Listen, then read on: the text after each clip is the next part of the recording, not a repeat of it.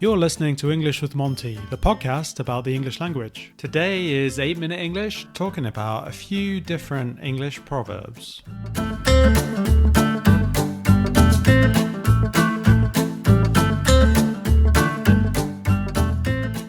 Hi there and welcome to 8-Minute English. I've got Ben on it, following on from the Proverbs episode that we did recently. Hi, Ben. Hi, John. How you doing? I'm doing well, thank you. We've got to make this quick. You've never done this before. No. And Gideon is hopeless at being quick. I'm putting all my faith in you being very quick. The idea here is to complete the proverb. So I'm hoping you know it. So I'm going to switch it about a bit, sometimes the beginning of the proverb, sometimes the end of the proverb, and then we'll have a very quick discussion about it. Are you good with that? Bit of pressure, but I'll do my best. I think you can cope under pressure. You'll be fine. I'm sweating already. I know. So am I, actually. The first one is the proof of the pudding, or proof is in the pudding, we would often say. I think the proof of the pudding is in the eating, isn't it? Yes, that's correct. Well, as you said, I think there are two ways to say that, isn't it? The proof of the pudding is in the eating, or just the proof is in the pudding. I think it's two proverbs which basically have the same meaning. But my understanding of that proverb is that, proof of the pudding is in the eating, is that the only way to really understand whether something is going to work, to get an idea of the quality of something, is to actually use it, or it could be literally taste it with food.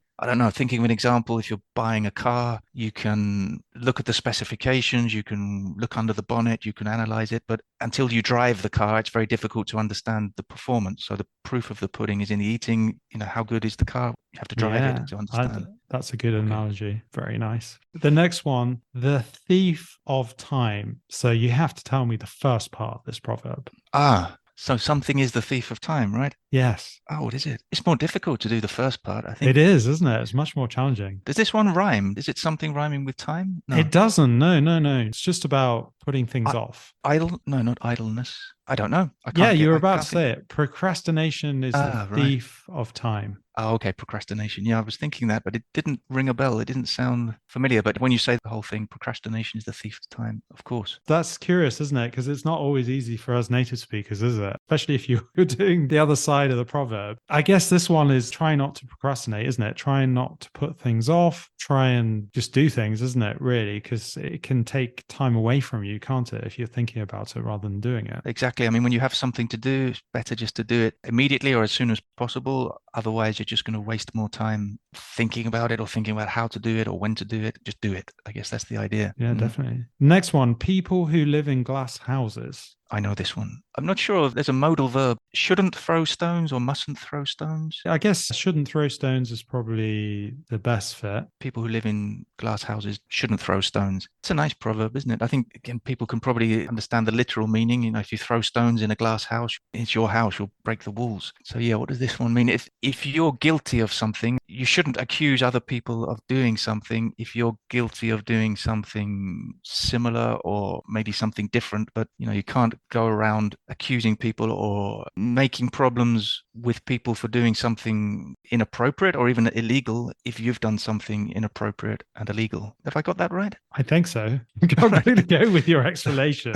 It sounds quite good. I think that is what it refers to, isn't it, really? Yeah, I have a very quick example because I'm thinking now, there's like in Spain, Barcelona have been accused of giving money to a referee, and a lot of the other teams in Spain in the Spanish league saying this is terrible, they should be eliminated from the league, they should be deducted points. But Real Madrid are being very quiet about it, and I think it's because maybe they've done something similar. So, you know, that's a good example. If people who live in glass houses shouldn't throw stones, you shouldn't start accusing other people or attacking other people if you've done something similar. Got to add the word allegedly as well. Allegedly, of course, might have done something possibly. Yeah, allegedly. Yeah, I like the example though. It's a good example.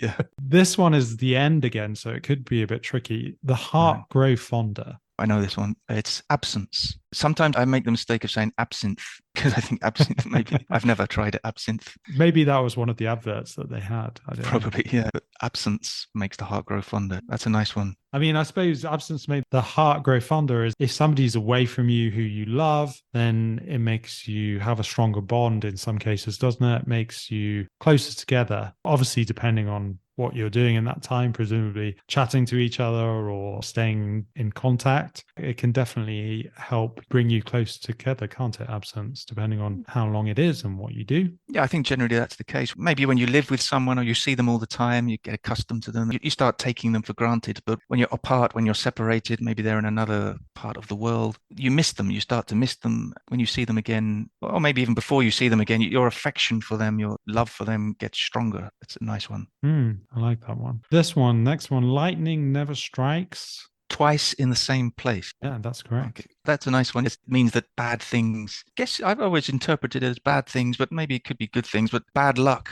generally doesn't happen twice to the same person, right? But I guess it could be good luck too. I mean, like if you win the lottery, if you buy your lottery ticket from a particular shop and you win, and then the next week you think, oh, I'm going to go back to that shop because I won there. And you realize that lightning doesn't strike twice in the same place. Yeah, I guess could be positive things and negative things, right? I guess so. Yeah, I suppose it normally refers to negative things, doesn't it? Yeah. I suppose often because you're thinking that bad thing happened and I don't want to do this again because that bad thing may happen again. And I suppose it's trying not to think about that, isn't it? And for it to stop you from doing something potentially, isn't it? In this case. Yes. So you are right. I suppose it can be applied to positive situations, but it's not normally, is it? I would say. You know, with proverbs and idioms, when they come up in conversation, you just know how to use them and what they mean. But when you start analyzing them, you start to doubt things, or I do at least. Just like, is this only negative or is it positive? But yeah, definitely, I think it can be positive, but in most cases, it's more negative. It's like if somebody takes an exam and there's a disaster, they arrive late and then there's problems with the audio and then when they fail, so they say, I'm never going to take that exam again. And you say, don't worry, you'll be fine next time. Lightning never strikes twice in the same place. Definitely. I think that's the best context to use it in. But you're right. I think as a teacher, once you start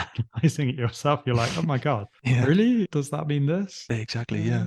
But I guess it does, right? Go with your first instinct, I think. Yeah, that's the key, isn't it? This one ends in saves 9. A stitch in time. That's correct. Stitch in time saves 9. So a stitch would be when you're sewing something, isn't it? So you're using cotton and thread to sew your button onto your t-shirt, for example. I guess the idea is if you do it in time, then it won't unravel and mean that you have to do many more stitches. So basically it's saying if you do this now or in a certain time frame, it will save you work later. Yeah, I think that's my understanding. If you do something correctly at the right time, do it well, then you'll save yourself a lot of time in the future. So you won't have to start again or repair something you've done wrong. Thanks for coming on the show anyway, Ben. I really appreciate it. And hopefully you'll be not too worried about going on a short episode again. I'd love to. Dripping with sweat too much. I'm recovering now. I'll pull myself together before the next one. But it was great fun. I appreciate you inviting me. So thanks.